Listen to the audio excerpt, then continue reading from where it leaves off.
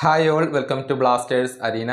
ജനുവരി transfer ജാലകം അതിൻ്റെ അവസാനത്തിൽ എത്തിക്കഴിഞ്ഞു. ഇതിനോടകം തന്നെ 7 താരങ്ങൾ കേരള ബ്ലാസ്റ്റേഴ്സിനോട് ഗുഡ് ബൈ പറഞ്ഞിരുന്നു. ഇപ്പോൾ 8ാമത്തെ താരവും ക്ലബിനോട് ഗുഡ് ബൈ പറഞ്ഞിട്ടുണ്ട്.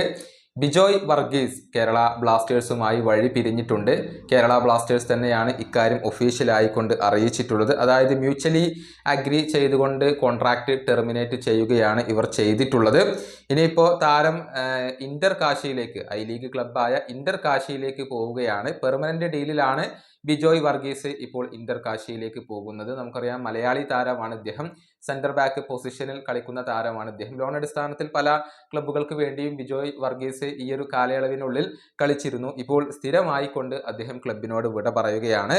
കേരള ബ്ലാസ്റ്റേഴ്സ് ഇതിനു മുൻപ് 7 താരങ്ങളെ ഒഴിവാക്കിയിരുന്നു.